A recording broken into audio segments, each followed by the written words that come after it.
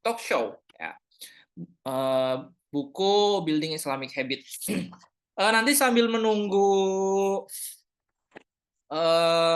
pemateri kita ya Mbak Muya Saro dan juga Mbak Ayum Daigo, mungkin aku informasikan dulu beberapa hal ya berkaitan dengan acara kita pada malam hari ini. Sebenarnya nanti akan aku sampaikan kalau udah mulai, tapi it's okay, nggak apa-apa sambil kita menunggu ya, biar waktu tidak terbuang sia-sia juga ya teman-teman.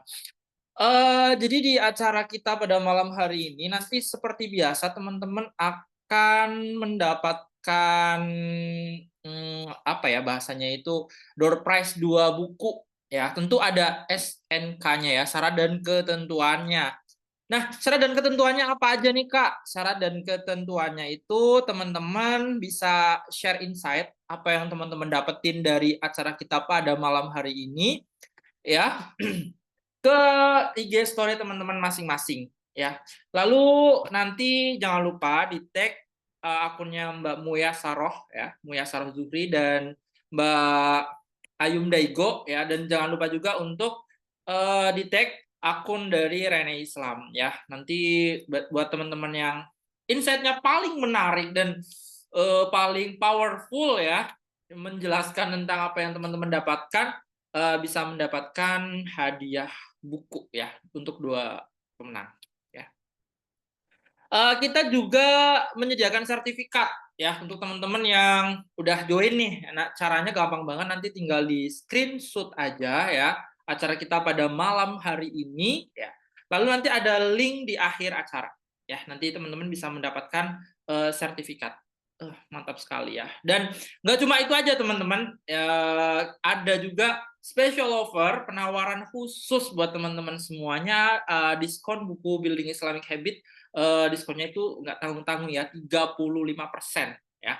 Diskonnya 35%, nanti diinformasikan lebih lanjut di grup. Oke? Jadi jangan sampai ketinggalan ya hal-hal menarik yang ada di acara ini, dicatat baik-baik, lalu apa ya, dirangkum, terus direkam juga it's okay ya, walaupun nanti ada rekamannya juga gitu, tapi kalau punya pribadi gitu kan, ya teman-teman bebas lah nanti ngelihat sewaktu-waktu juga it's okay ya. Hmm?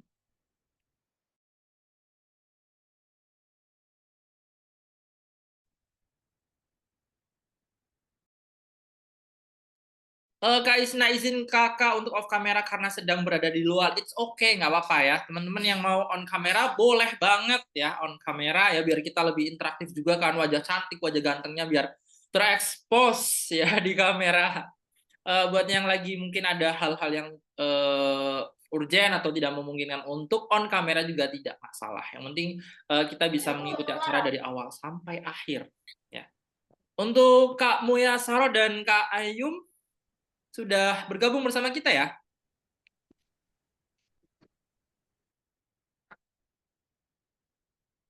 Alhamdulillah sudah. Oke, siap. Kita mulai saja teman-teman. Assalamualaikum warahmatullahi wabarakatuh.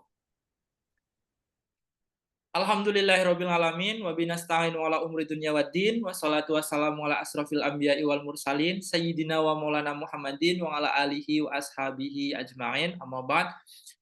Pertama dan yang paling utama, marilah kita senantiasa memanjatkan puji syukur kehadirat Allah Subhanahu wa taala yang telah melimpahkan rahmat, karunia, hidayah, inayah, ridho dan kesempatan kepada kita sehingga bisa bertemu walaupun secara virtual dalam acara sharing session buku Building Islamic Habit, Build Your Islamic Habit, Change Your Life ya, bersama dengan Mbak Muya Saroh dan juga Mbak Ayum Daiko ya. Sebelumnya perkenalkan, nama saya Imam Syafi'i, editor dari Rene Islam ya. Mungkin teman-teman yang sudah sering ikut seminar sudah tidak asing dengan wajah saya ya, dan semoga tidak merasa bosan ya, semoga ya. Jadi buat teman-teman yang baru join, mungkin saya akan sedikit ngasih apa ya, informasi apa sih sebenarnya Rene Islam itu. Jadi Rene Islam itu adalah salah satu imprint ya, atau brand dari perusahaan Rene Turos Group yang kita fokus menerbitkan buku-buku Islam populer atau Islam Kiwari ya. Kiwari itu apa Kak?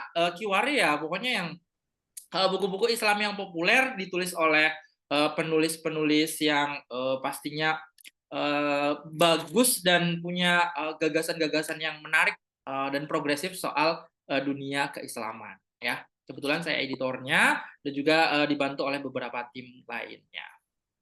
Oke, pada malam hari ini saya akan memperkenalkan ya sebelum nanti kita mulai acaranya bersama Mbak Muyas dan Mbak Ayum Daigo ya. Ini Mbak Muyasaro ini sangat produktif sekali ya, penulis buku Building Islamic Habit ya. Nanti saya itu ya jelasin dikit-dikit aja ya. Nanti bisa perkenalan sendiri di apa namanya waktu yang sudah diberikan gitu ya.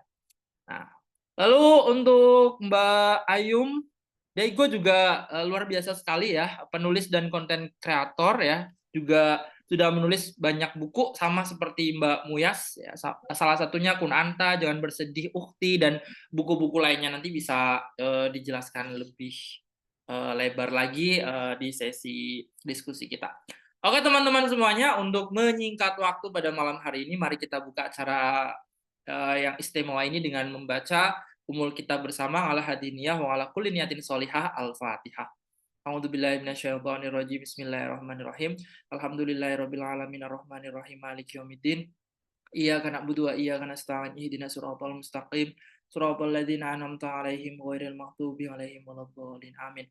Baik, terima kasih teman-teman semuanya. Semoga bacaan surah Al-Fatihah yang kita lantunkan bersama bisa memberikan manfaat dan juga keberkahan pada acara kita pada malam hari ini. Amin ya rabbal alamin.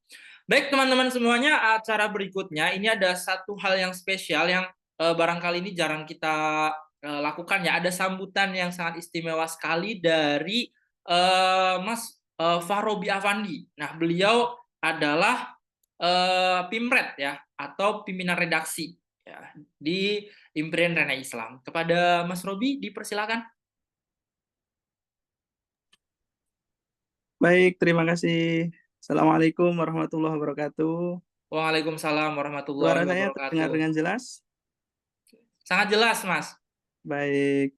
Bismillah, alhamdulillah, wassalatu wassalamu ala rasulillah wa ala alihi wa sahbihi wa mawala. Wa la hawla wa la quwata illa billah. Rabbi shrah li sadri wa yassir li amri.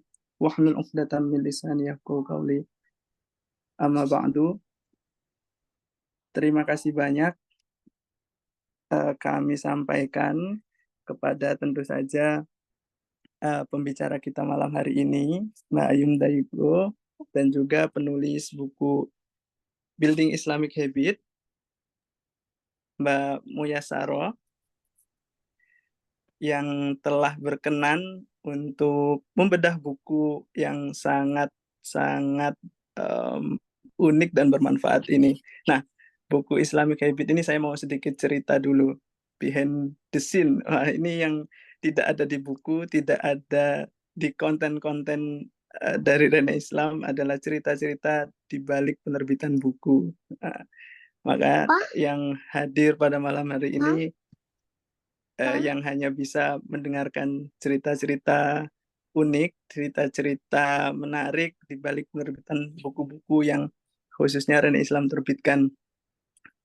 Sebelum itu tapi saya ingin mengawali bahwa Rena Islam alhamdulillah sejauh ini konsisten mengadakan bedah buku dari buku-buku yang diterbitkan setiap bulan.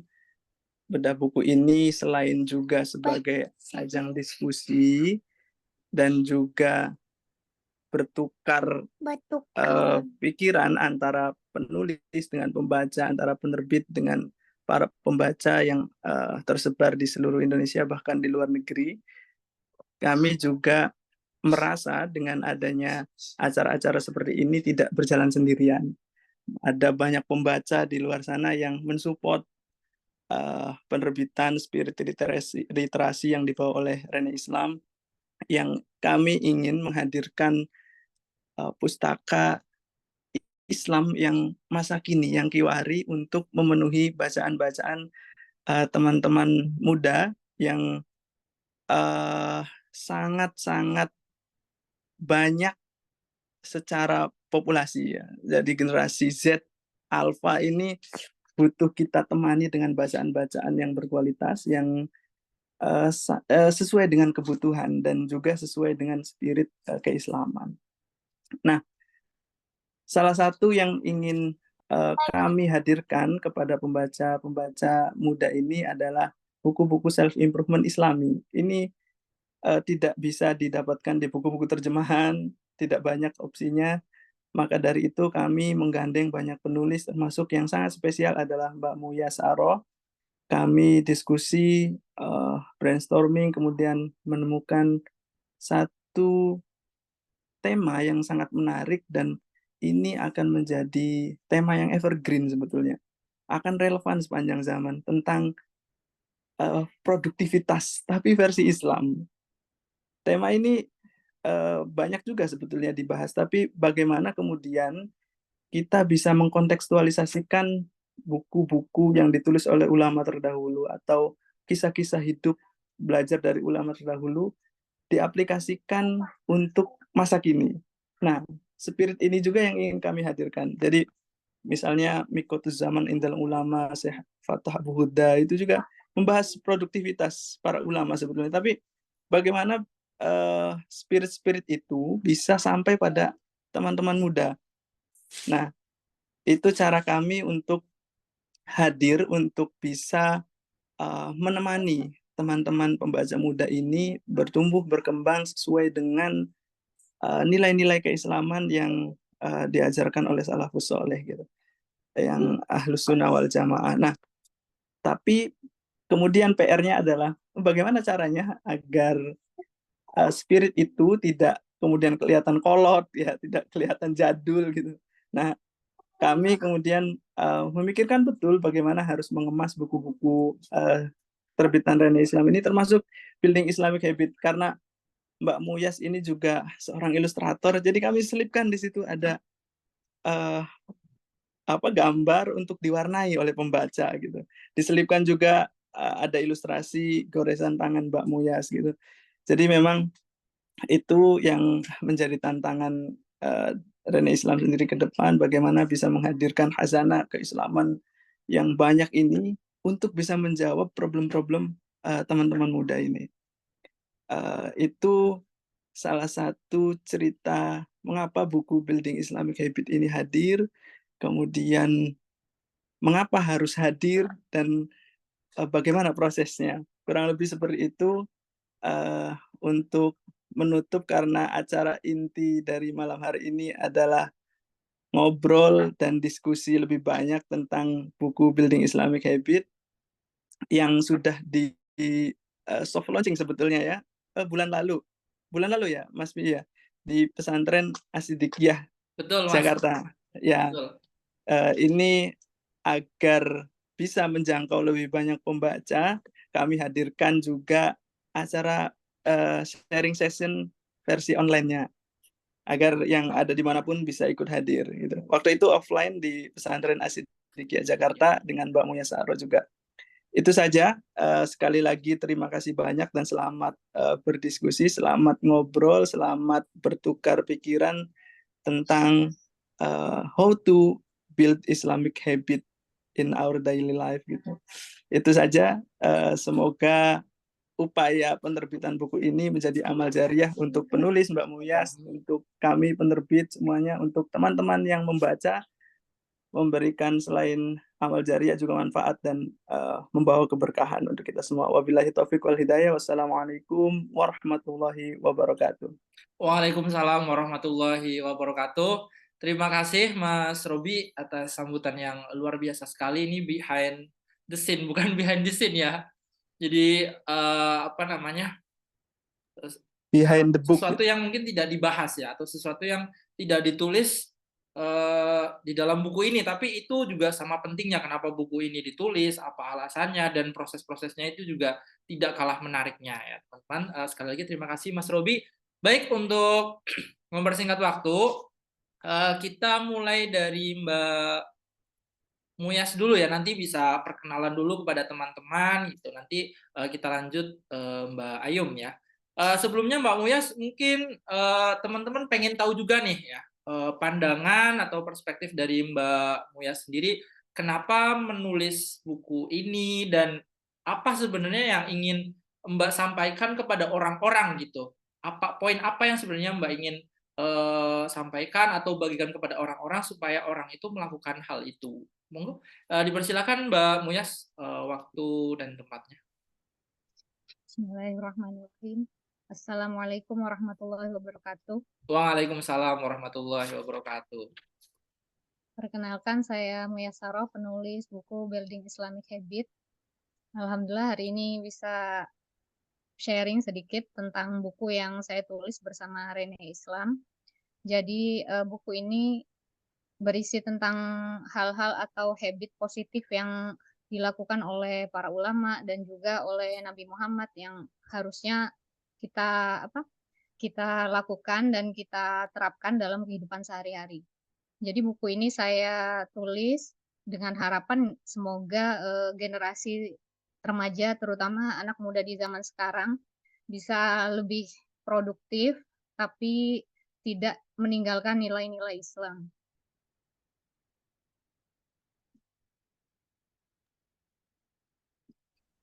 Oke, berarti memang pada dasarnya yang ingin disampaikan di sini adalah bagaimana membangun habit yang Islami, begitu ya, Mbak Muyas.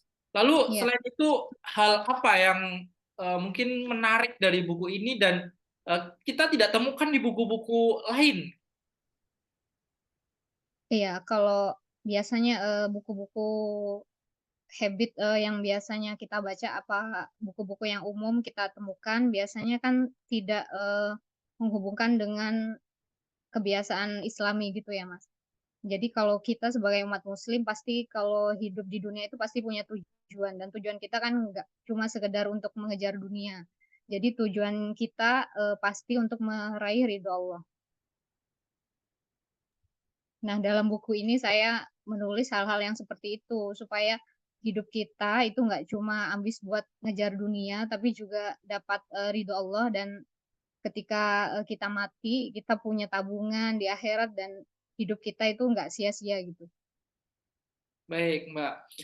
Sebagai penulis pastinya Mbak Muyas punya apa ya, favorit part gitu atau part yang paling ini nih yang ngena banget dan kayaknya ini perlu banget disampaikan ke orang-orang nih. Kira-kira part yang mana, Mbak?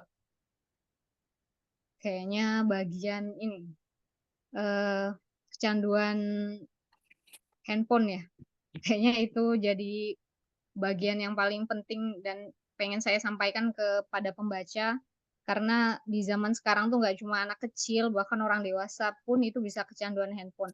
Nah kecanduan handphone ini kan nggak sekedar kayak main-main biasa aja tapi benar-benar bisa menghabiskan waktu kita sampai kita nggak bisa fokus pada tanggung jawab kita pada hal-hal yang mesti kita kerjakan dan bisa benar-benar membawa dampak yang negatif terutama buat kita yang mungkin sebenarnya masih banyak yang mau dikejar, tapi gara-gara kita nggak fokus karena terlalu banyak main handphone, sosial media, kita jadi ketinggalan.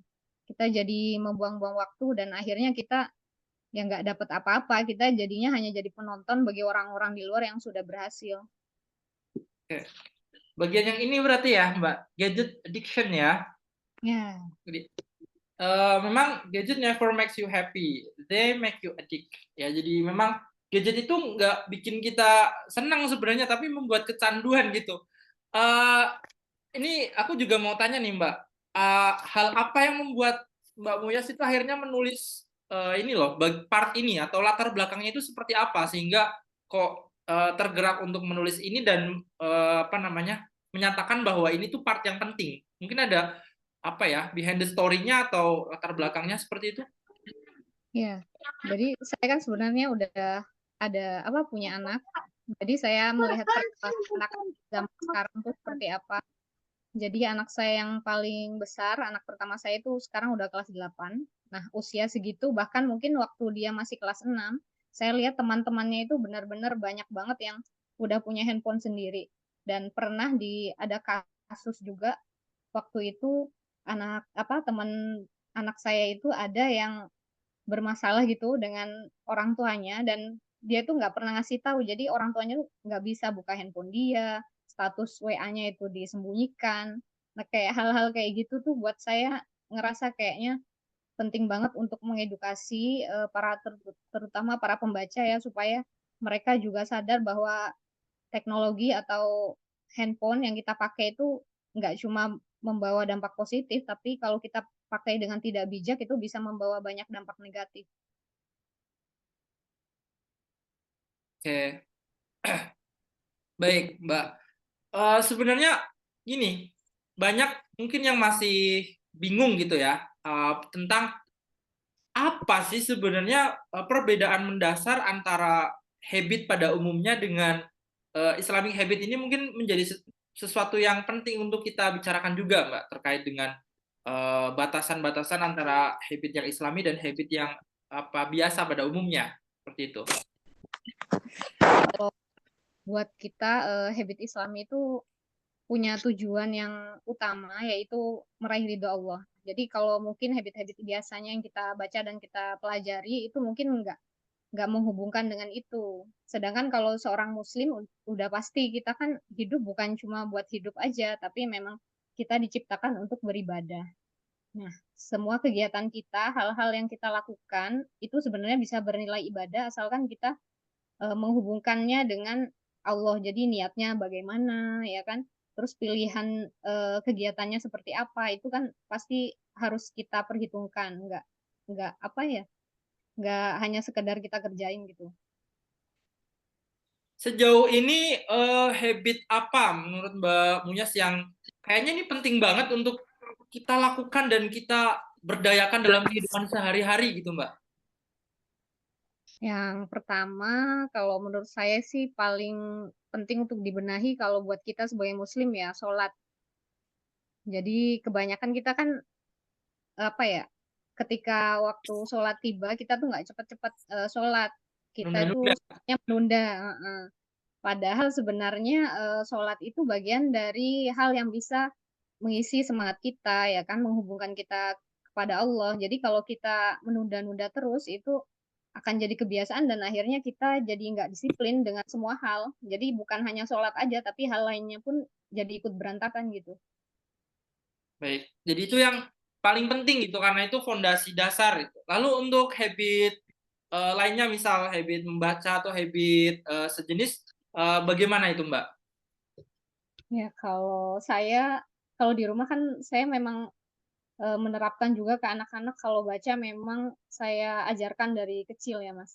Karena saya memang menghindarkan mereka supaya nggak main handphone. Jadi penggantinya adalah buku. Nah, itu saya memang menerapkan di rumah. Jadi kita bikin perpus mini gitu, beliin buku mereka. Terus kalau mereka ada apa ya, berhasil melakukan suatu, kita ngasih rewardnya buku.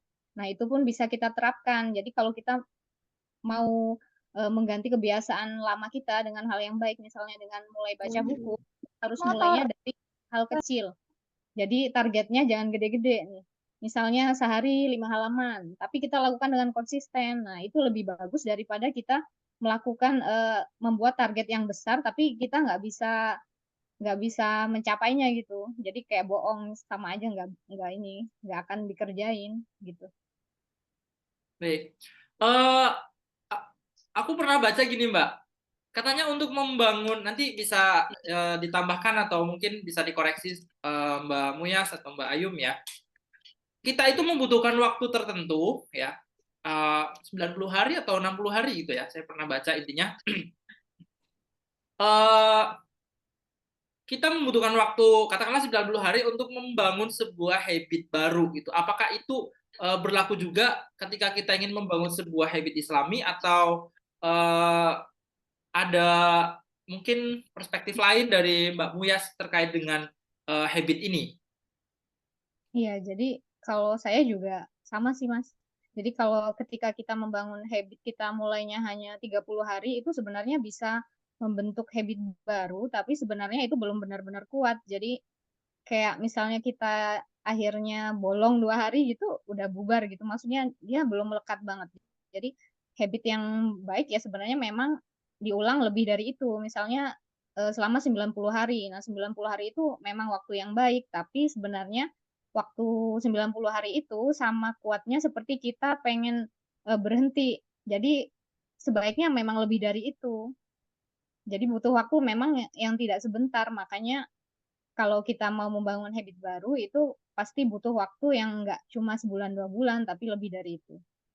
Oke, jadi memang pada dasarnya itu habit bukan sesuatu yang instan kita create sekarang, kita buat sekarang, terus itu menjadi sebuah habit. Itu tidak seperti itu konsepnya ya Mbak, harus continue gitu ya. Baik, nanti kita ngobrol lagi bareng Mbak Mu ya. Sebelumnya aku mau beranjak dulu ke Mbak Ayum ini ya. Assalamualaikum Mbak Ayum. Waalaikumsalam warahmatullahi wabarakatuh. Suaranya terdengar jelas ya Mbak? Suaranya jelas Oke, suaranya? oke, jelas sekali Mbak. Baik Mbak Ayum, senang sekali bisa berjumpa dengan Mbak Ayum. Alhamdulillah ya, walaupun secara virtual ya, seperti yang disampaikan Mas Robi tadi, bulan lalu saya dan Mbak Muyas itu ada bedah buku offline di Pesantren Asidikiyah. Lalu kita sekarang adakan juga secara offline ya, ada Mbak Muyas dan juga Mbak Ayum ya. Oh ya, tadi sebelumnya terima kasih Mbak Muyas, nanti kita lanjut ngobrol-ngobrol dan diskusi serunya ya. Oke Mbak Muyas, tadi di bagian yang disampaikan Mbak Muyas ada part yang menarik juga yang kayaknya bisa apa namanya ditambahkan ya oleh Mbak Ayum terkait dengan habit Islami. Jadi sebenarnya buku tentang habit kita kan mengenal ada Atomic Habit gitu ya, atau buku-buku produktivitas lainnya, misalkan Feel Good Productivity gitu. Nah, barangkali bisa dijelaskan juga oleh Mbak Ayum terkait dengan apa sih sebenarnya perbedaan mendasar atau barang apa ya namanya, hal yang membedakan antara habit Islami dan habit pada umumnya gitu. Mari dipersilakan kepada Mbak Ayum untuk memberikan pemaparannya. Oke, bismillahirrahmanirrahim. Sebelumnya saya mengucapkan terima kasih untuk teman-teman dan tim dari Rene Islam yang berkenan untuk mengundang saya hari ini, dan selamat buat Mbak Muyas atas bukunya yang sudah launching kemarin ya, di bulan Agustus ya. Iya, betul. Selamat, semoga bukunya bisa membawa banyak keberkahan, kemudian Amin, laris amin. manis, dan bisa banyak mendapat, siapapun yang membaca bisa mendapatkan banyak manfaat dari bukunya. Amin. Amin. Oke, untuk pertanyaan dari Kak Imam atas apa bedanya dari buku Islamic Habit sama buku habit yang lainnya, mungkin sebenarnya nggak jauh berbeda sama penjelasan Mbak Muyas ya, bahwa memang setahu saya hal-hal aktivitas atau daily activity kita yang ber, berkaitan dengan keagamaan kita sendiri itu tujuannya cuma satu, yaitu ridha Allah. Kemudian di sisi lain, pada akhirnya sebenarnya rutinitas apapun yang kita lakukan setiap hari itu endingnya tuh sebenarnya ya ke Allah juga sih. Di luar habit-habit Islami ya, kayak habit Islami yang udah sekilas saya baca dari bukunya Mbak Muyas itu kan kayak ya sholat, puasa, sedekah, dan lain sebagainya gitu ya. Tapi makin ke sini saya makin banyak belajar bahwa sebenarnya apapun habit kita yang kita lakukan itu tujuannya itu ya ke Allah juga gitu. Kalau kita olahraga, tujuannya adalah sebagai bentuk rasa syukur kita terhadap tubuh kita yang ya rasa syukur itu kan larinya ke Allah lagi gitu. Kemudian habit kita misal pola makan sehat itu juga dalam satu lingkup juga untuk yang sama dengan olahraga gitu.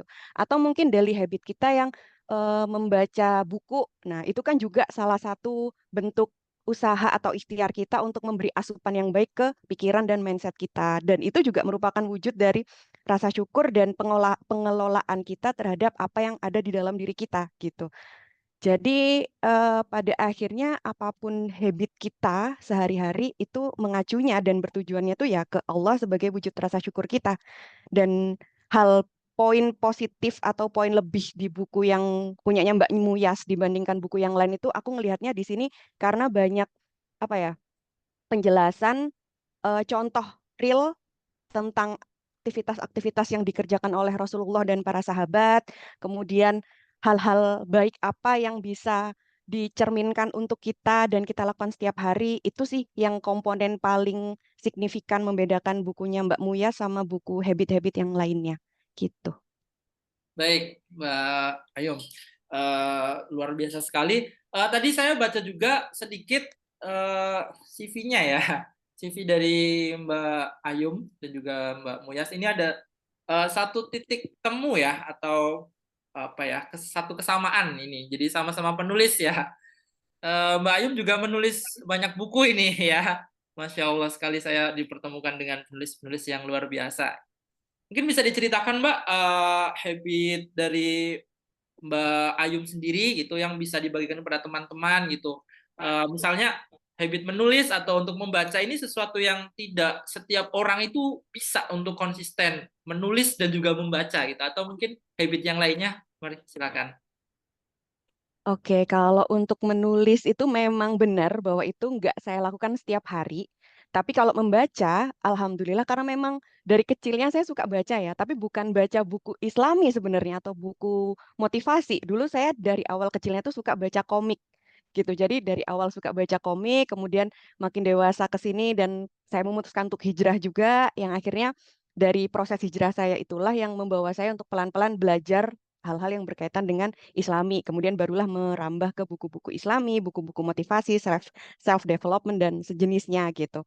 Jadi ketika kita suka membaca itu kayaknya secara otomatis kayak udah kebawa buat kita tuh pengen nulis juga gitu loh Kak.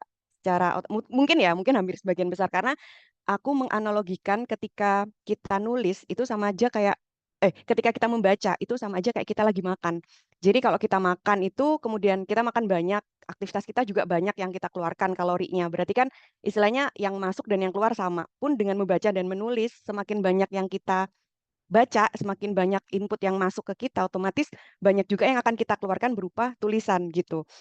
Dan kalau untuk habitnya sendiri itu sebenarnya yang pertama untuk membaca, saya pribadi sebenarnya lebih prefer membaca di waktu sebelum tidur gitu. Jadi saya usahakan untuk dan saya paksakan sih sebenarnya karena habit itu apapun habitnya ya, itu semua harus diawali dengan pemaksaan.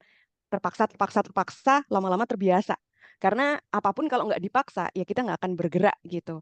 Jadi sebelum tidur aku mesti usahain baca buku paling nggak 2 atau 3 halaman atau benar-benar sampai aku ngerasa udah ngantuk gitu, udah ngantuk baru ditutup. Dan memang membaca buku itu membantu kita untuk ngantuk juga sih sebenarnya tanpa disadari ya, gitu. Jadi makanya rutinitas itu yang pelan-pelan aku usahakan gitu ya untuk daily habit aku dan itu juga ngebantu buat ngebuka mindset kita juga. Makanya buku itu jadi jendela dunia itu memang benar seperti itu gitu realitanya. Makanya ketika makin ke sini makin banyak buku-buku positif, apalagi buku-buku Islami yang mendukung dengan apa ya, mensupport Gen Z juga.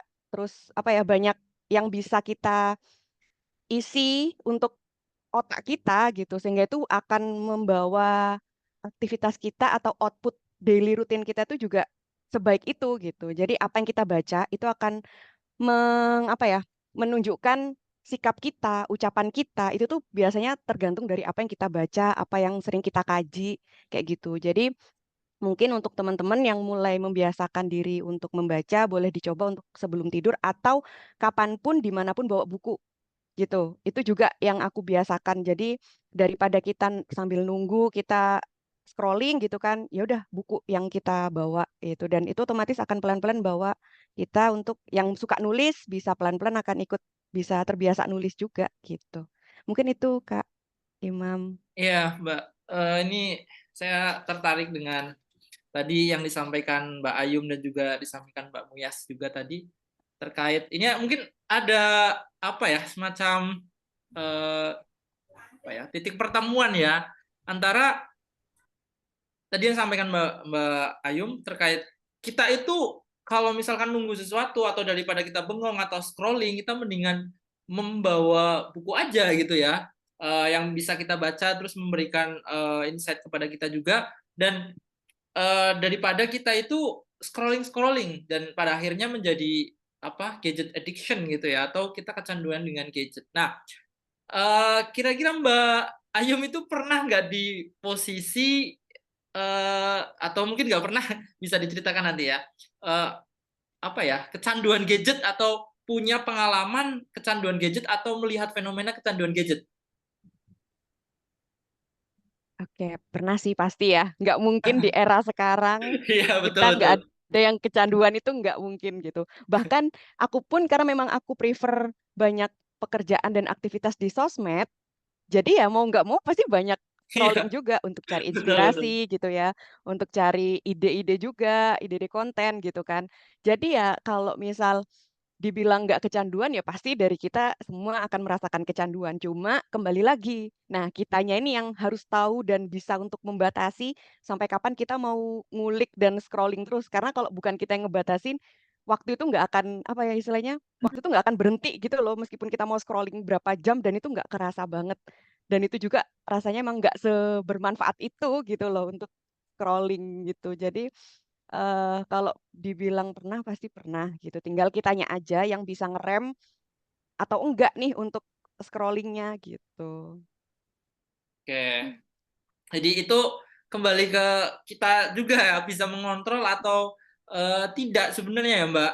Kita apa namanya, mampu mengendalikan diri kita atau enggak. Tapi memang tidak semudah itu ya untuk kita meninggalkan sebuah kebiasaan dan menuju ke kebiasaan yang lainnya, memang tidak segampang kita ngomong gitu ya. Oke, kita balik lagi ke apa, pembahasan Islamic habit nih Mbak ya. Menurut Mbak Ayum ini relevansi Islamic habit itu seperti apa ini dalam kehidupan sehari-hari gitu? Nah, apakah Islamic habit itu bisa membentuk karakter kita atau dia itu ya sebatas habit biasa saja, tidak memberikan impact apa-apa gitu? Oke, menurut aku sangat signifikan mempengaruhi kehidupan kita, terutama yang selalu aku pegang Islamic habit yang insya Allah dan selalu aku usahakan untuk berjalan dengan istiqomah itu dua hal sih, sholat sama zikir. Karena itu tuh kalau sholat kan memang udah wajib ya, maksudnya Ya, kayak udah kewajiban kita juga gitu. Tapi kalau zikir, nah ini tuh mungkin jarang dari kita yang membiasakan diri untuk setiap hari itu berzikir gitu. Dan aku merasakan faedahnya gitu. Beberapa bulan terakhir ini aku sudah membiasakan diri untuk zikir. Zikirnya tuh apapun gitu ya. Jadi benar-benar setiap hari gantian gitu. Misal kayak hari ini istighfar, besok solawat, besoknya lagi Asmaul Husna atau apapun itu. Pokoknya bergantian dan itu setiap hari. Itu impactnya itu ke diriku pribadi adalah yang pertama aku akan ngerasa lebih tenang. Kemudian aku ngerasa kayak mau gimana pun dan dimanapun itu berasa ada Allah di sekitarku gitu loh. Jadi aku nggak takut apapun dan aku selalu merasakan ada pertolongannya Allah di situ. Sampai ada pernah kejadian, jadi kalau mungkin ada teman-teman yang sudah follow di IG-ku, Ayum Daigo 20, itu aku pernah cerita bahwa ada momentum di mana aku habis pulang dari kursus, aku naik motor, motorku itu karena habis apa ya istilahnya, kalau bahasa Jawanya tuh kejagluk lubang gitu, jadi ada lubang terus aku kencengin gitu kan, aku nggak sadar gitu, nggak tahu tiba-tiba si motornya tuh jalannya jadi oleng. Aku takut kenapa-kenapa gitu. Awalnya aku ngerasa kayak pas berangkat jalannya baik-baik aja. Ternyata pas pulang dari kursus itu jalannya makin nggak karu-karuan si motornya gitu. Kayak udah apa ya istilahnya bagian depan itu udah nggak seimbang gitu. Dan di situ kondisinya aku pulang kursus pulang jam habis maghrib. Setelah maghrib udah jam tujuan gitu. Dan aku nggak tahu jam segitu tuh bengkel buka itu di mana gitu kan. Aku bener-bener masih ya bingung, takut kayak udah pengen nangis gitu sendirian pula gitu ya. Terus di pikiranku cuma satu, aku nyari pom bensin karena barangkali yang kenapa-kenapa bannya. Akhirnya aku coba cari pom bensin dan aku baru sadar bahwa pom bensin terdekat itu kurang lebih 2 kilo dari tempat kursusku gitu kan. Dan itu udah kayak hopeless banget, kayak udah di titik yang mau nyerah dan udahlah paling aman didorong aja gitu karena udah bener-bener nggak bikin selamat aja kendaraannya tuh kan motornya. Dan aku akhirnya mikir ya udahlah coba dibuat jalan dulu. Terus sambil di situ aku sepanjang jalan itu zikir. Aku zikirnya itu kalau nggak salah baca doanya Nabi Yunus yang la ilaha illa anta subhanaka inni kuntu minaz zalimin itu sepanjang hari itu aku baca doa itu. Kemudian pas perjalananku sambil jalan pelan-pelan bawa motor dengan motor yang beleot-beleot gitu ya. Ternyata 300 meter dari tempat kursusku itu ada bengkel yang buka dan masih rame. Wah, di situ tuh rasanya kayak, ya Allah, inikah pertolonganmu gitu. Kayak, Masya Allah. Dan dari situ akhirnya langsung, seplong itu gitu rasanya kayak, oh ya benar memang meskipun kayaknya aku sendirian, tapi ada Allah juga loh gitu loh. Ketika aku berusaha untuk zikir setiap hari gitu, dan ada aja pertolongan Allah itu benar-benar ada aja. Itu mungkin baru salah satu cerita yang aku alami ya. Di luar itu tuh banyak sekali bentuk pertolongan-pertolongan Allah yang kadang nggak aku sadari ya, tapi karena aku alhamdulillah dan insya Allah semoga minta doanya semoga terus bisa Amin. istiqomah untuk zikir gitu, insya Allah itu jadi pegangan juga buat apapun dimanapun kita ada Allah di situ gitu. Jadi habit yang selalu berusaha aku nggak pengen aku lepasin banget itu ya sholat sama zikir itu tadi gitu. Insya Allah. Ini juga pengingat untuk saya sendiri nih Mbak. Ya, supaya merutinkan zikir ini terutama ya, sangat luar biasa sekali tadi yang disampaikan Mbak Ayum. Artinya kita akan mendapatkan banyak pertolongan ya ketika kita itu merutinkan sesuatu habit ya, dalam hal ini habit yang Islami, pasti kita mendapatkan kemudahan seperti yang disebutkan Mbak Ayum tadi. Terus banyak bagian dari hidup kita yang sebenarnya terbantu oleh apa yang kita lakukan seperti itu ya. Tapi seperti ini Mbak, kadang-kadang kan misal aku pengen merutinkan zikir nih ya, biasanya kendalanya itu kan banyak gitu ya, entah itu tiba-tiba malas, terus tiba-tiba lupa, atau kemalaman, atau aduh ini sepertinya lagi apa ya, nggak kondusif gitu. Nah, kira-kira tips dan triknya itu gimana Mbak? Caranya kita itu membangun habit Islami supaya continue terus-menerus gitu. Oke, dan ini juga poin plusnya buku mungkin ya yang dibikin sama Mbak Muyas itu karena ini Islamic habit, jadi emang karena ini Islamic dan ini pasti berhubungan sama Allah, jadi insya Allah dan harusnya habit-habit secara Islam ini harus lebih mudah kita lakukan dibandingkan habit yang lain. Kenapa? Karena kan habit Islamic ini kan habit-habit yang memang berkaitan sama Allah dan siapa sih di dunia ini yang nggak butuh sama Allah gitu ya. Jadi aku selalu berusaha untuk mengkondisikan diriku untuk melakukan habit Islamiku, entah itu sholat, zikir, sedekah, kemudian puasa juga, atau apalagi ya, ya sholat-sholat sunnah gitu, terutama duha, tahajud, itu aku selalu mengkondisikan diriku bahwa aku butuh sama Allah gitu. Kalau aku nggak melakukan itu, yang pertama aku ngerasa bahwa oh, aku udah nggak butuh sama Allah. Kemudian yang kedua, aku udah tahu bahwa apapun yang terjadi dalam hidupku ini, semuanya itu udah di apa ya diaturin, dibenerin, disusunin sama Allah. Kalau ada hal-hal yang meleset, ya itu berarti dari Allah juga. Kalau aku nggak minta pertolongan Allah melalui rutinitas habitku yang aku jalankan buat sama Allah, ya aku mau minta tolongnya sama siapa gitu. Jadi aku ngeset diriku untuk seakan-akan, bukan seakan sih, emang aku sebutuh itu sama Allah gitu. Jadi ketika kita merasa kita butuh sama Allah, insya Allah kalau ada apa ya istilahnya perasaan kayak males atau gimana itu ya pasti akan tergerak gitu. Karena ya kita butuh Allah, kayak gimana-gimana pun kita pasti butuh Allah. Meskipun mungkin namanya manusia pasti adalah momentum naik turunnya ya keimanannya gitu. Betul. Kuncinya sih satu sih dalam kondisi apapun itu sebisa mungkin kita kalau aku pribadi itu biasanya mengusahakan ada satu amalan daily rutin yang nggak boleh kita skip gitu tiap harinya. Misal nih kalau teman-teman mungkin yang biasa kajian gitu ya dengerin kajian, nah itu jangan pernah di skip. Atau mungkin yang memang biasa sholat wajib, maksudnya memang udah rutin sholat wajib apalagi di awal waktu, ya itu jangan pernah di skip gitu. Karena satu habit Islami yang kita berusaha pertahankan setiap hari itu akan membawa ke habit-habit Islami kita yang lainnya gitu untuk bisa kita kerjakan juga. Gitu sih kalau pengalaman aku pribadi ya. Oke Mbak, jadi tadi poinnya adalah kita jangan pernah skip ya satu Hmm. habit Hmm. Islami apapun itu, misal mendengarkan Al-Qur'an, murotal gitu, atau berzikir itu jangan pernah di skip gitu, karena itu bisa apa ya namanya menarik habit-habit yang lainnya, dan kita juga harus menumbuhkan kesadaran bahwa kita butuh Allah ya. Jadi ketika kita merasa butuh pasti kita akan selalu meminta dan tidak pernah lupa, seperti itu ya Mbak Ayum. Oke Mbak, kita geser sedikit ya diskusi kita ke kolom komentar. Ini sudah ada banyak yang bertanya ini ya. Baik, sebenarnya ini di akhir tapi tidak apa-apa ya supaya diskusi kita lebih interaktif ya. Ini ada pertanyaan dari Mas Anugrah Agung Jiwo ya. Dua pemateri yang hebat, mau tanya Kak Muyas dan Kak Ayum. Oh, berarti bertanya ke Kak Muyas dan Kak Ayum ini. Nanti monggo silakan bisa siapa dulu ya. Apakah pernah ada di titik yang paling kurang menyenangkan dan bagaimana keluar dari titik tersebut? Kemudian apa yang membuat buku kakak berdua ini bisa begitu menyentuh hati pembacanya? Silakan dari Kak Ayum dulu barangkali. Oke, terima kasih Kak Agung atas pertanyaannya. Mungkin setiap dari kita ya itu nggak mungkin nggak ngedapetin kenyataan yang nggak menyenangkan.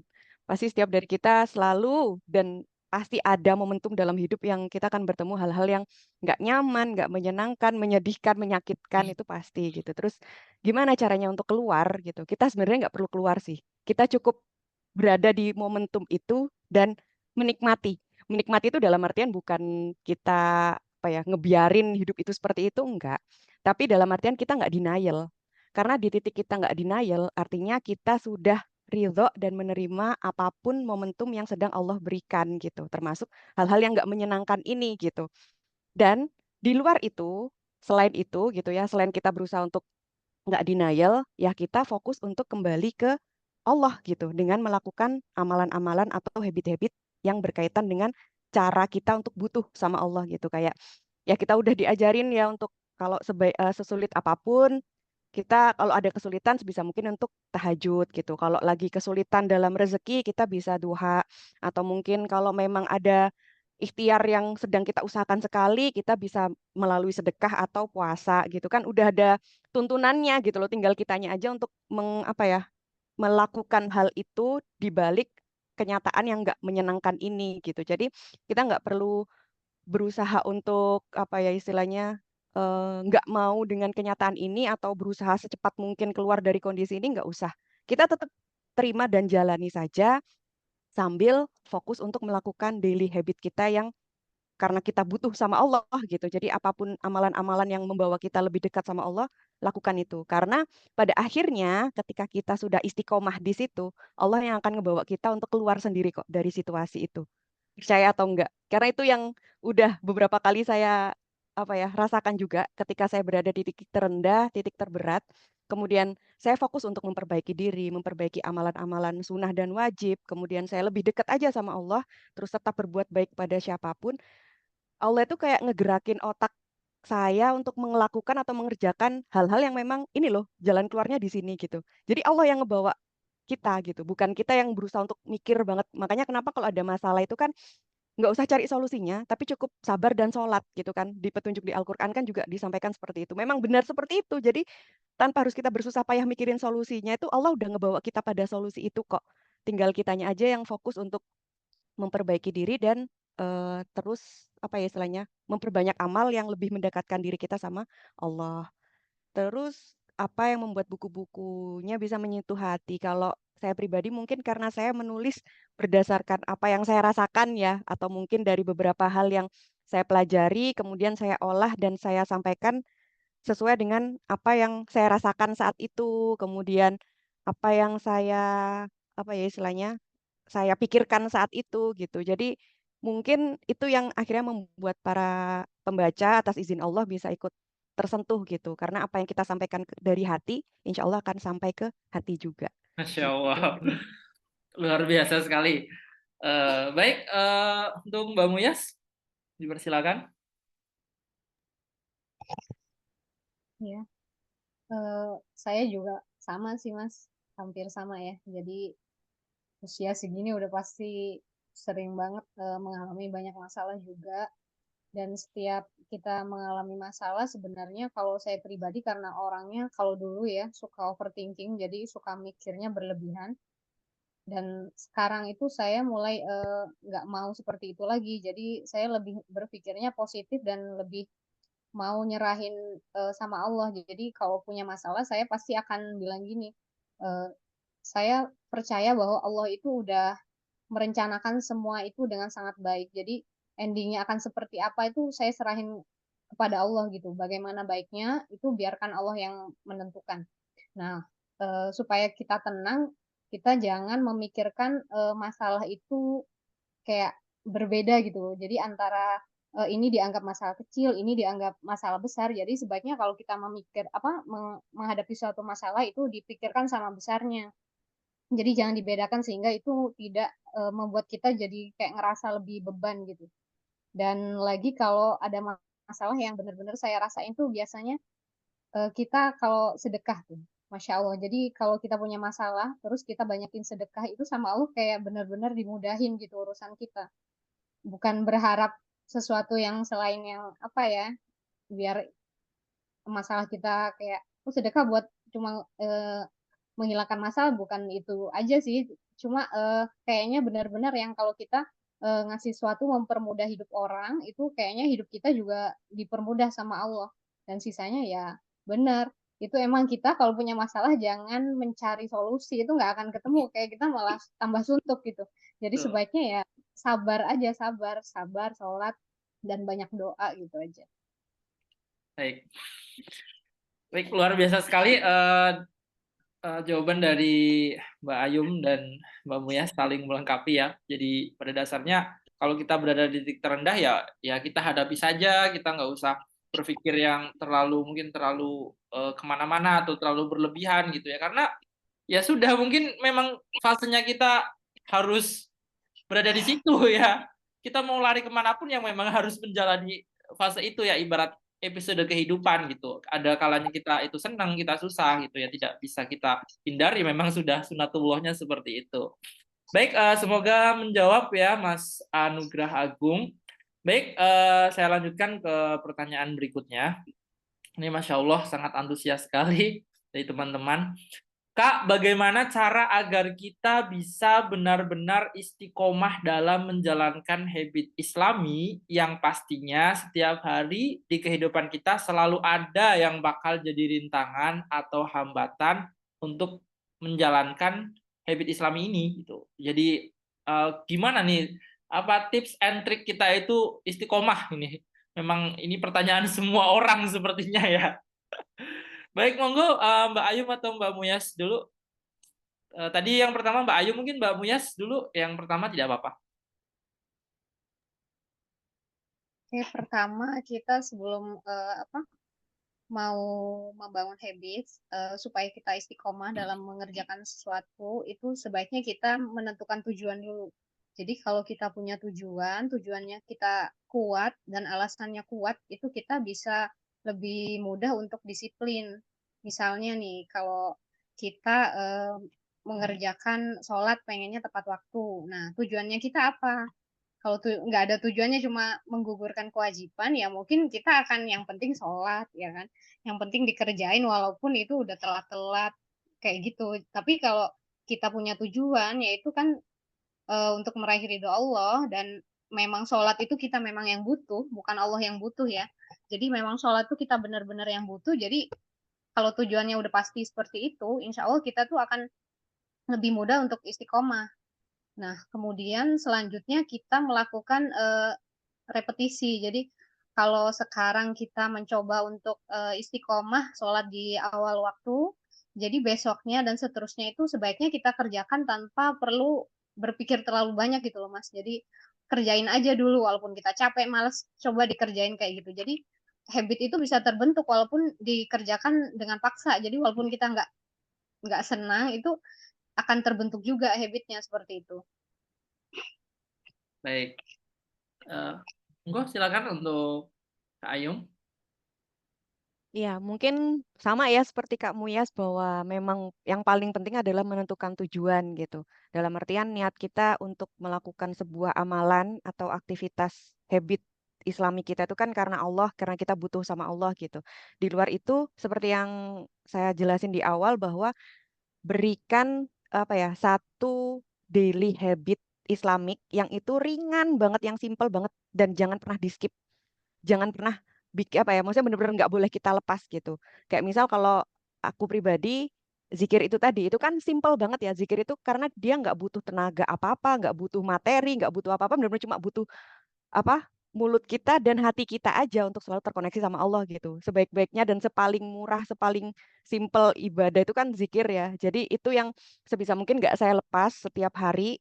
Jadi ketika saya nggak ngelepas itu setiap hari, otomatis itu saya akan kebawa untuk selalu butuh sama Allah gitu. Dan otomatis juga akhirnya ngebawa saya untuk ikut apa ya, mengerjakan amalan-amalan wajib lainnya gitu, kayak sholat yang saya usahakan untuk selalu tepat waktu, kemudian menyusul amalan-amalan lainnya kayak tilawah, kemudian duha dan lain sebagainya. Karena udah terpancing dengan satu habit yang paling simpel yang nggak butuh apa-apa, cuma butuh hati kita aja yang tulus dan memang sebutuh itu sama Allah. Selebihnya yang lain akan ngikutin aja gitu. Baik, memang untuk membangun sebuah habit dan kita istiqomah di dalamnya perlu sekali tujuan ya.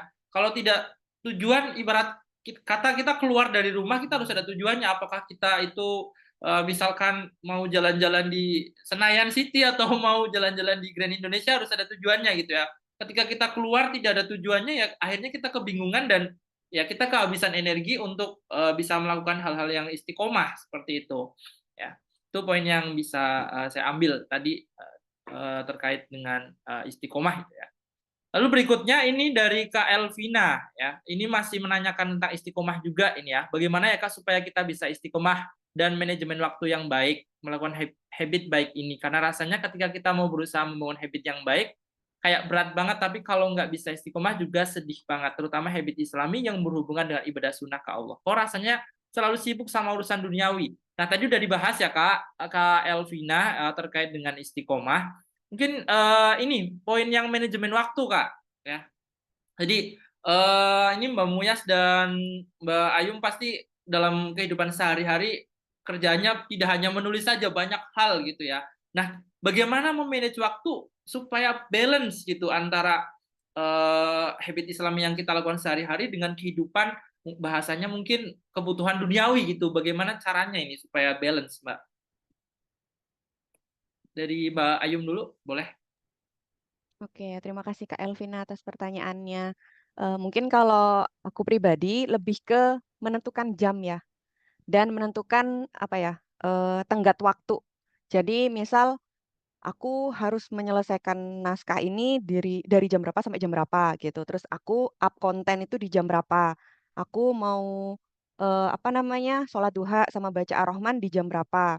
Aku mau olahraga di jam berapa. Aku mau apa ya istilahnya sedekah atau mungkin ngasih makan kucing di jam berapa gitu. Kalau aku sih dari tiap bangun tidur aku selalu berusaha untuk ngeposin aktivitasku di jam-jam tertentu gitu.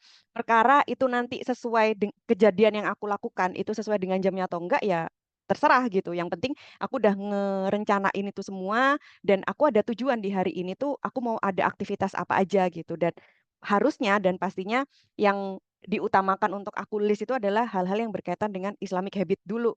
Karena itu yang akan ngeboost kita di aktivitas lainnya juga gitu. Jadi ketika kita sudah mengawali hari-hari kita dengan ibadah, dengan hal-hal kebaikan dan kebutuhan kita sama Allah, insya Allah Allah yang akan ngasih dan melancarkan aktivitas-aktivitas kita yang lainnya gitu. Jadi diplotin jamnya dulu setiap pagi, baru perkara nanti terjadi, maksudnya sesuai dengan jam-jamnya itu atau enggak apa-apa. Bebas gitu. Yang penting kita sudah menjadwalkan itu dengan baik gitu. Oke. Monggo Mbak Muyas. Ya kalau saya pribadi nggak sampai sedetail kayak nulis jam. Kalau dulu sih begitu. Kalau sekarang saya lebih mengatur apa yang mau saya lakukan hari ini. Jadi ya hampir sama ya. Jadi prioritasnya apa dulu. Jadi kalau bisa memang kalau dari pagi memang kita sebaiknya udah tilawah dulu, kayak duha, kayak gitu-gitu udah memang kita kerjain. Nah, karena saya juga ibu rumah tangga, saya juga pasti mengerjakan tugas-tugas rumah dulu nih sebelum ngerjain yang lainnya dan juga nemenin anak gitu kan kayaknya itu wajib banget.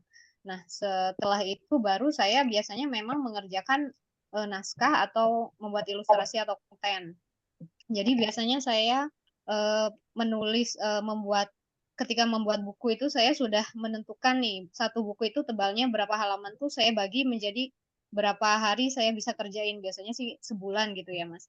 Jadi dalam sebulan tuh saya harus menyelesaikan itu. Jadi udah bikin deadline. Jadi kalau saya ngerjain naskah nggak ada deadline tuh biasanya saya terlalu santai dan akhirnya itu memang nggak kelar-kelar naskahnya. Jadi saya memang selalu bikin deadline.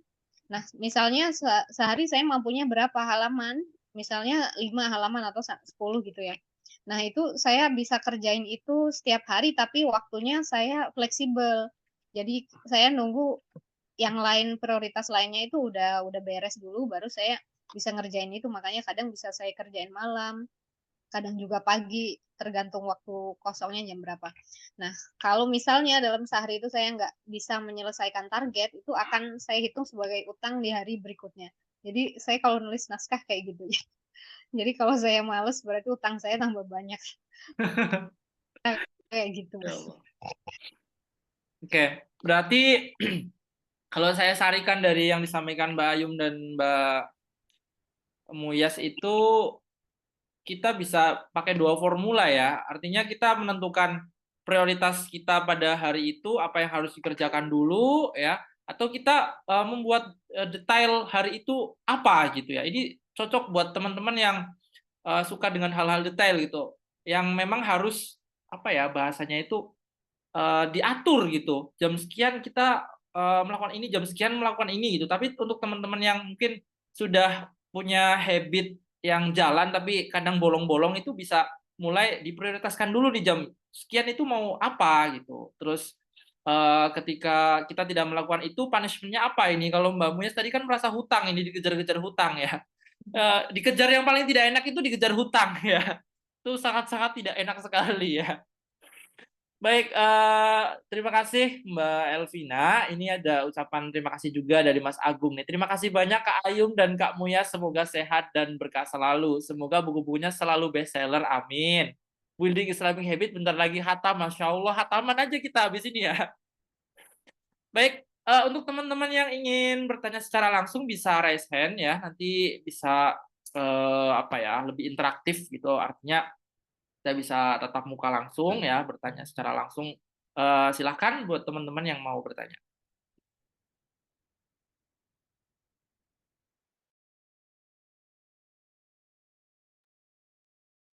Oke, silakan teman-teman yang ingin bertanya secara langsung. Masih ada waktu sebelum nanti kita closing statement dari masing-masing pemateri. Silakan. Atau barangkali teman-teman yang ingin bertanya di kolom komentar juga masih ada waktu ya, dipersilahkan.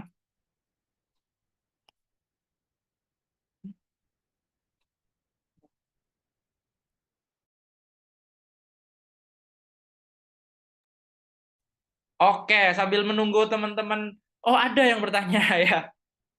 Baru ini saya mau ngomong ya.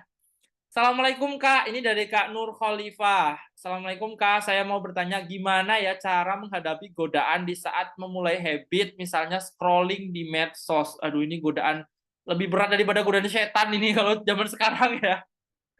Kayaknya lebih mudah kita menghadapi godaan setan daripada godaan scroll TikTok, scroll IG, awalnya 5 menit, tahu-tahu 2 jam gitu ya.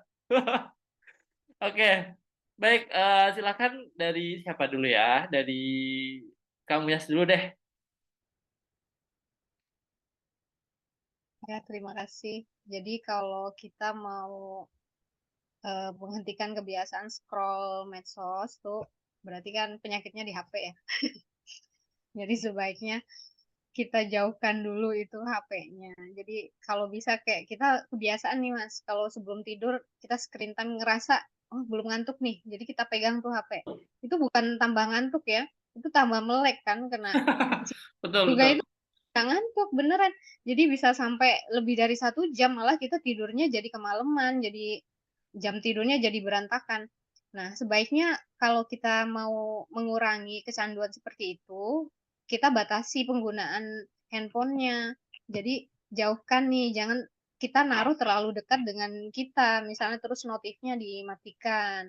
Karena sebenarnya kalau ketika kecanduan itu bikin kita juga jadi kayak gangguan mental juga, dikit-dikit kita ngecek, padahal nggak ada notif kan, nggak ada apa-apa. Jadi dikit-dikit kita ngecek lagi, itu kan bikin kita jadi kayak resah dan nggak fokus sama kegiatan kita. Jadi sebaiknya ya kita membatasi diri juga, jadi waktunya, oh kalau kita mau mengerjakan sesuatu dan kita mau refreshingnya buka medsos misalnya, ya kita tentukan nih waktunya, jangan jangan terlalu lama gitu. Misalnya cuma berapa menit, kemudian kita fokus lagi sama kerjaan kita. Nah, kira-kira kayak gitu.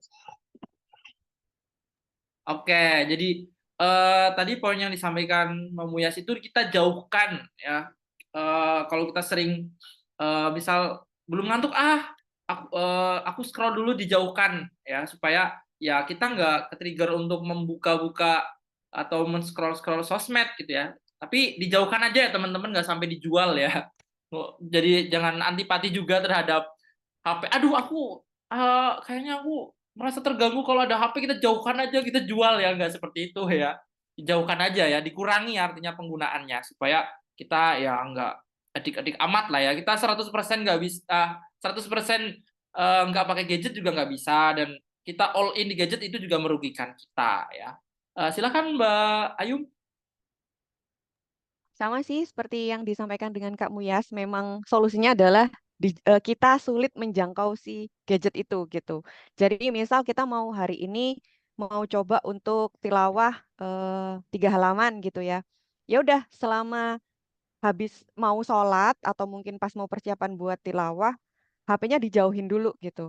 Syukur-syukur kayak bener-bener yang nggak terlihat sama kita aja gitu. Kalau misal mau disimpan dalam lemari, disimpan dalam lemari, jadi sampai bener-bener tujuan dari habit kita itu terlaksana sampai beres, baru kita kalau memang mau buka HP lagi boleh buka HP. Tapi kalau enggak ya jangan dulu gitu. Soalnya kadang kan dari kita ada yang misal kita mau tilawah agak lama nih atau mau apa ya istilahnya bener-bener tadabur Al-Qur'an yang sampai detail gitu, pelajari banget gitu. Tapi karena ada ke distract apa yang pengen cari tahu di HP, terus akhirnya ambil HP yang rencananya mau ambil niatnya mau cari apa ya referensi atau apa yang berkaitan sama Al-Quran, tapi malah scrollingnya ke yang lain gitu kan, seringkali kayak gitu ya. Nah itu Betul. benar-benar jangan dulu gitu. Jadi ketika kita sudah meniatkan diri untuk melakukan sebuah habit, satu habit, ya udah kita fokus di situ. Mau kita belum ngerti atau apa, nanti kita keep dulu gitu. HP-nya ditinggalin dulu, dijauhin dulu. Nanti kalau sudah selesai, baru atau mungkin kalau memang sepenasaran itu dicatat aja dulu gitu. Jadi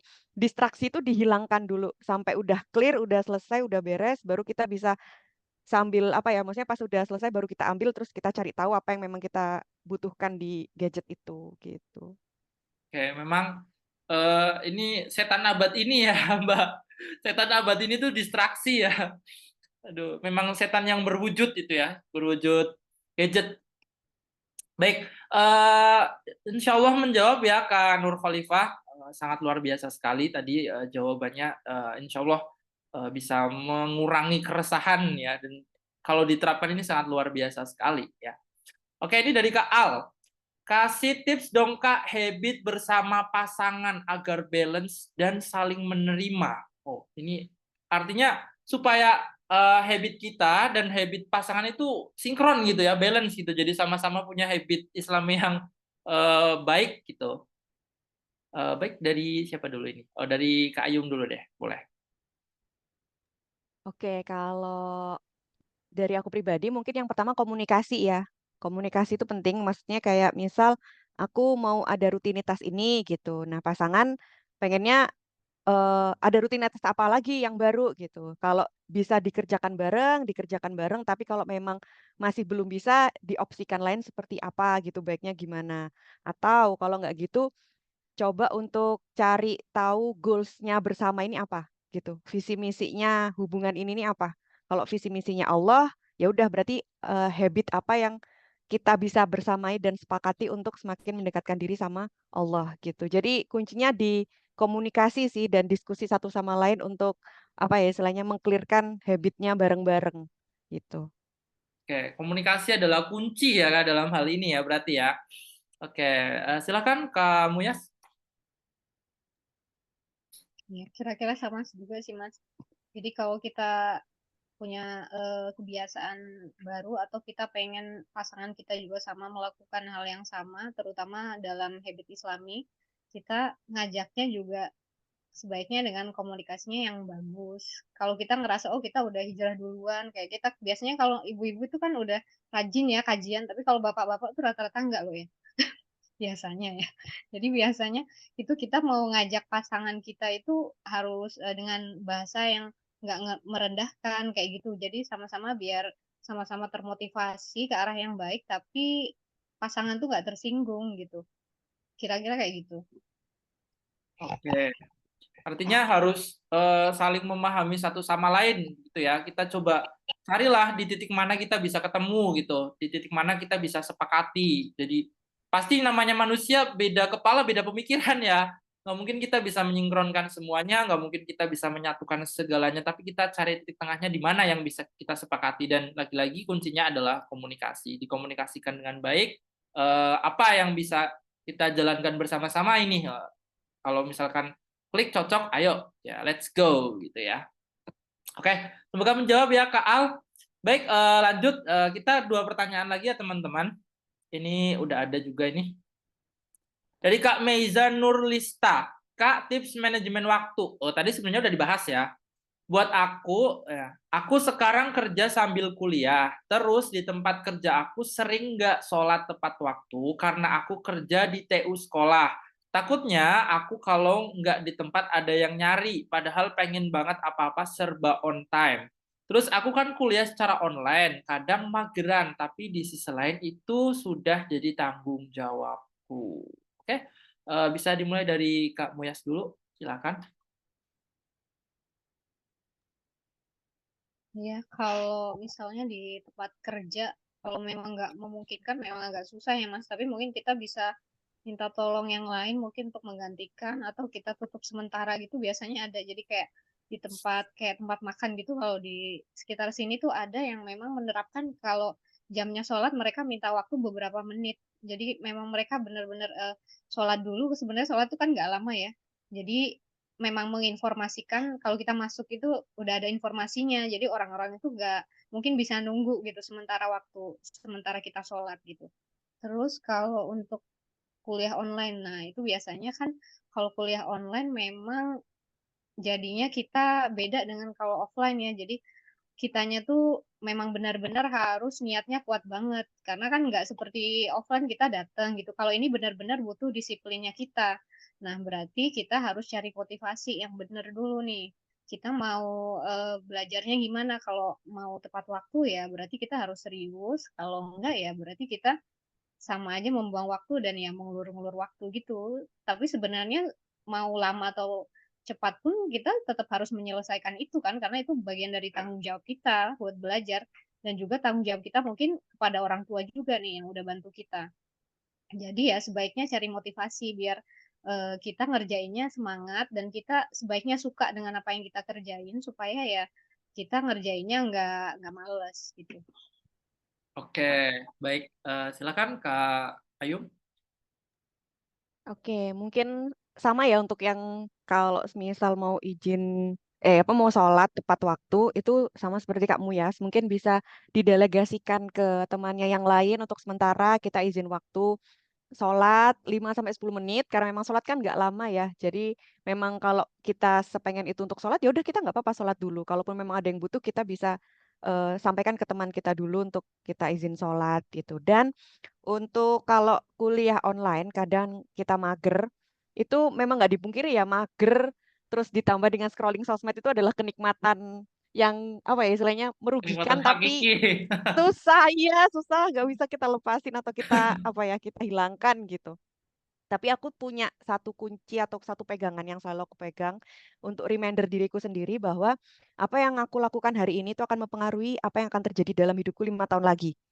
Itu kata-kata yang selalu aku pegang sih. Jadi itu juga yang akhirnya ngebawa aku ketika aku mau males, mau mager, apapun, ya nanti 5 tahun lagi aku bakalan jadi kemageran itu gitu loh. Kayak istilahnya kuliah nih, kuliah kita males nih mau gabung kuliah online atau mungkin cuma off cam aja atau nggak mau dengerin atau gimana, cuma eh, apa ya istilahnya stay online aja tapi kitanya scrolling atau apa gitu. Itu kan artinya di situ kita nggak dapet apa-apa tuh. Kita cuma menampakkan diri aja sekedar absen tapi kita nggak menunjukkan apa ya istilahnya fokus kita di situ gitu. Nah itu yang akan kalau kita terus-terusan seperti itu maka 5 tahun ke depan itu nggak menutup kemungkinan ya kita nggak dapat apa-apa dari hal itu.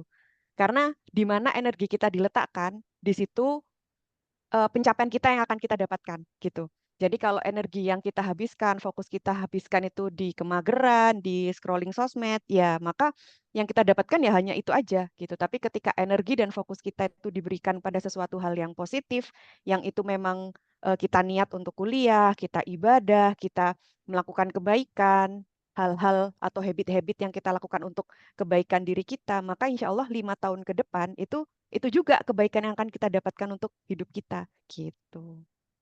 Baik. Ya, ini memang eh, ya, sesuatu yang perlu kita perhatikan, apalagi terkait dengan sholat ya. Pada dasarnya ya kita perlu mendelegasikan apa pekerjaan kita ya kepada atasan kita atau kepada teman gitu. Yang kuncinya adalah kita komunikasikan dengan baik. Insya Allah saya kira kalau kita omongin baik-baik juga tetap akan ada jalan keluar gitu ya. Dan betul tadi yang disampaikan Mbak Ayum terkait dengan apa yang kita lakukan sekarang ya akan berpengaruh ke depannya gitu. Kalau kita mager sekarang ya apa yang akan kita dapat? Yang kita dapat ya mungkin kemageran itu hasil kemageran dari kita gitu ya. Baik, ini pertanyaan terakhir nih Mbak ya. Assalamualaikum Kak, bagaimana kita membuat semua aktivitas kita atau pekerjaan kita bertujuan menuju ridho Allah.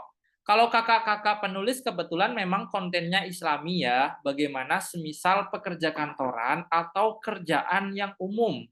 Nah, itu bagaimana kita mendapatkan ridho dari Allah, misalkan kerjanya itu sebagai akuntan atau sebagai konsultan atau ya apapun lah itu yang memang tidak bersentuhan langsung dengan dunia keislaman seperti itu. Dari Mbak Muyas, boleh?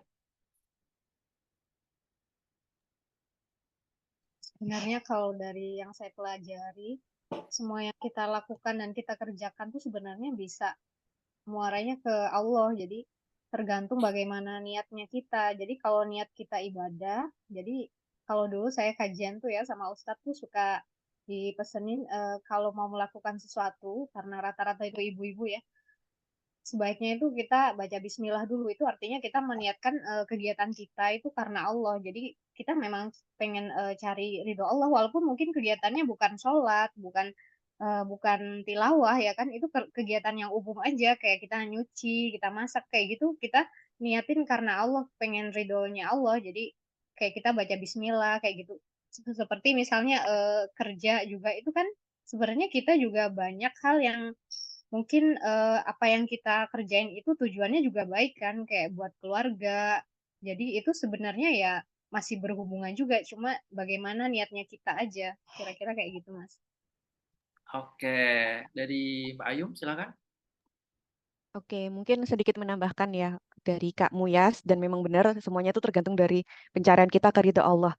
Tapi di luar itu untuk teman-teman yang bekerja kantoran, kemudian profesi-profesi yang nggak berkaitan dengan atau bersinggungan langsung dengan hal-hal yang berbau Islami, teman-teman jangan lupa bahwa kebermanfaatan teman-teman untuk membantu yang lain itu juga merupakan bentuk ibadah kita sama Allah loh. Jadi sebermanfaat apa kita untuk orang-orang sekitar, untuk klien-klien atau mungkin apa ya istilahnya orang-orang yang membutuhkan bantuan kita, itu juga merupakan bentuk agama dan bentuk pencarian kita terhadap ridhonya Allah juga gitu. Jadi jangan ngerasa minder atau mungkin ngerasa kayak oh, kok aku nggak ada kaitannya sama untuk mencari ridho Allah ya, enggak gitu. Setiap apa yang kita lakukan, kebermanfaatan kita untuk sesama, kemudian kesabaran kita untuk menghadapi orang-orang yang kita temui setiap hari itu juga merupakan cara kita untuk mendapatkan ridho Allah juga gitu. Rasa syukur kita ketika kita berhadapan dengan orang-orang baik yang berperilaku baik ke kita itu juga merupakan jalan kita untuk mencari ridhonya Allah juga gitu. Oke. Artinya sebenarnya banyak sekali jalan menuju ridho Allah ya, Mbak. Nggak sekadar kita itu berdakwah melalui medsos atau membuat konten-konten Islami gitu ya. Ini balik lagi kepada niat kita gitu kan, karena innamal a'malu itu binniat gitu ya. Bahkan saya mengutip satu hadis ya, yang teman-teman barangkali sudah familiar juga, tabassumuka fi wajhi akhika laka sodakoh. Jadi kita senyum aja pagi-pagi gitu ke teman kita, teman kerja kita, misal kita sapa mereka, terus kita berikan kebahagiaan kecil kepada mereka aja udah sodakoh gitu. Dan semakin banyak sodakoh yang kita berikan ya pasti akan mendapatkan keriduan dari Allah. Jadi ya memang banyak jalan menuju ridho Allah gitu ya. Tidak hanya oh aku itu kerja kantoran, aku kayaknya susah dapat ridho Allah, dapatnya laknat, enggak gitu ya. Enggak ya. Jadi banyak ya teman-teman ya, banyak sekali jalan menuju ridho Allah, jangan berkecil hati gitu. Wah, Mbak ini kan konten kreator yang Islami, aku kan konten kreator yang non Islami, misal ya. Tapi sekali lagi banyak jalan menuju ridho Allah. Baik, terima kasih teman-teman semuanya yang sudah bertanya, ini Masya Allah sekali ya.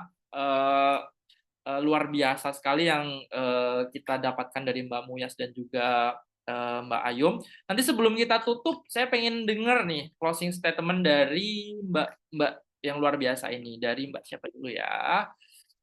Dari Mbak Muyas dulu boleh. Saya mau mengutip perkataan Ibnul Qayyim aja ya, Mas. Jadi menyia-nyiakan waktu itu lebih parah daripada kematian. Sebab menyia-nyiakan waktu itu memutus kita dari mengingat Allah. Sedangkan kematian itu hanya memutus kita dari orang-orang yang kita sayangi dan orang-orang di sekitar kita. Jadi menyia-nyiakan waktu itu benar-benar merugikan kita. Jadi teman-teman mungkin buat saya juga pribadi sebaiknya kita benar-benar memanfaatkan waktu karena kita dikasih modal sama Allah untuk menyiapkan bekal menuju akhirat nanti. Terima kasih. Baik, silakan Mbak Ayum. Untuk membiasakan diri dalam melakukan sebuah habit, terutama Islamic habit ya, amalan-amalan wajib dan amalan-amalan sunnah kita, di awal itu memang pasti berat. Karena alam bawah sadar kita itu akan merekam ini tuh hal yang asing, terutama kayak amalan ibadah yang mungkin itu belum sering kita lakukan. Kayak misal sholat sunnah ya, duha atau tahajud atau tilawah mungkin. Kalau rutin kan sholat wajibnya ya. Itu ketika kita masih belum biasa, otak kita tuh akan ngelawan gitu. Karena kita belum kenal sama aktivitas ini, belum biasa kita lakukan. Jadi di awal itu pasti akan berat. Di awal itu akan males, ada aja yang bikin kita kayak gak mau ngelakuin lagi, kayak capek, ada aja godaannya. Di hari pertama, hari kedua, hari ketiga itu kita akan semangat, tapi di hari keempat, lima, enam itu akan down lagi. Tapi paksakan, lakukan terus sampai alam bawah sadar kita tuh kenal bahwa ini tuh aktivitas habit Islamik yang baik yang akan membawa tubuh kita ke arah dan kehidupan yang lebih baik. Karena ketika kita sudah memberikan input dan kebiasaan itu ke dalam diri kita, ke alam bawah sadar kita, dan dia sudah menerima bahwa, oh ini memang hal yang baik kok, gitu. Kita akan otomatis melakukan itu. Kita nggak akan lagi ada alasan males, dan bahkan mungkin ketika kita nggak melakukan itu, kita akan merasa kayak ada yang kosong, ada yang kurang. Jadi ketika teman-teman berada di momen yang lagi mager atau males, itu coba untuk selalu paksakan dan kenalkan ke otak kita bahwa itu tuh aktivitas yang baik kok. Itu bukan aktivitas yang menyengsarakan kita, tapi aktivitas yang bikin kita tenang, yang membawa kita pada takdir dan kehidupan yang lebih indah. Jadi ayo kita lakukan bersama ke dalam diri kita gitu ya. Nanti lama-kelamaan dia akan terbiasa dengan sendirinya gitu. Mungkin itu sih. Terima kasih. Baik, terima kasih Mbak Muyas, terima kasih Mbak Ayum yang sudah menyampaikan materi yang sangat luar biasa sekali. Ini kalau kita terusin ini diskusinya makin menarik ya, tapi karena memang keterbatasan waktu ya, barangkali bisa kita agendakan untuk acara-acara yang luar biasa di waktu berikutnya ya.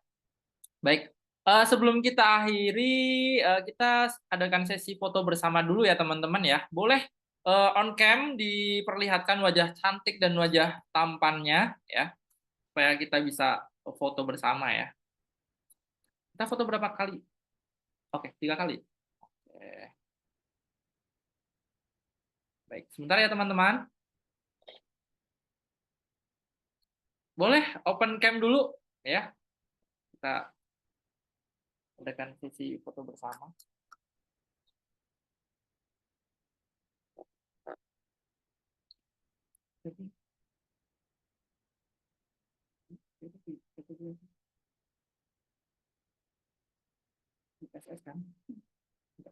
Baik, teman-teman. 1, 2, 3. Baik. Lagi ya. 1, 2, 3. Satu lagi. Baik, 1, 2, 3. Oke.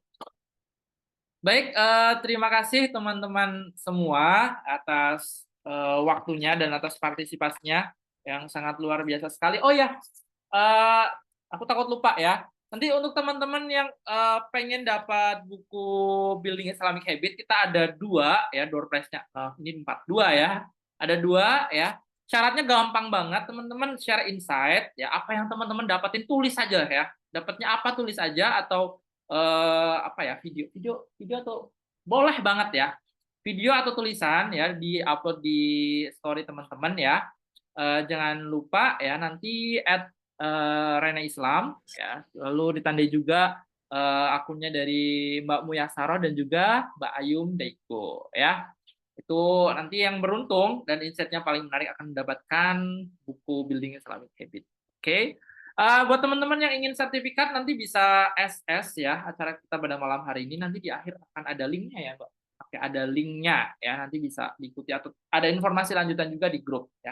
Ada promo spesial juga diskon 35% untuk pembelian buku Building Islamic gitu ya.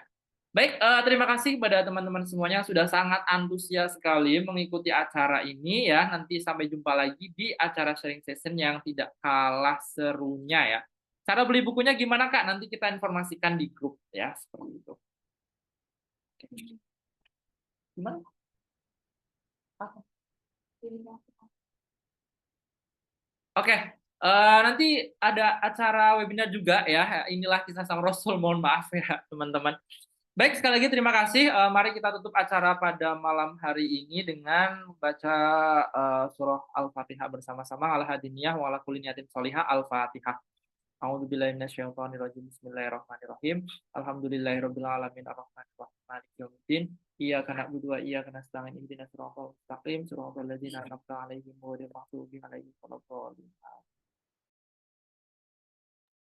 Oh ya, kita akan ada webinar juga ini ya, buku ini ya, inilah kisah sang Rasul. Nggak apa-apa ya di-spill di sini sedikit ya. Mohon maaf ini Mbak. Ini biar teman-teman tahu informasi lebih awal juga, kita ada webinar itu nggak kelihatan. Buku baru ini inilah kisah sang Rasul ya. Ini momennya juga sangat spesial sekali ya karena bulan Maulid ya. Oh ya, PO-nya itu tanggal 15 ya teman-teman. Oke. Oh ya, ini tadi jangan lupa ya promonya ya. Itu diskonnya 35% ya, dan teman-teman bisa mendapatkan dua buku ini dengan cara yang tadi saya sampaikan, share insight seperti itu ya.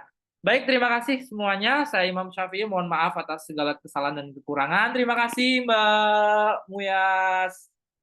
Terima kasih Mbak Ayum. Ya. Semoga kita bisa bertemu secara offline dan kita adakan acara yang tidak kalah menariknya. Baik, cukup sekian dari saya. Wabillahi taufiq wal hidayah wa ridho wal inayah. Assalamualaikum warahmatullahi wabarakatuh.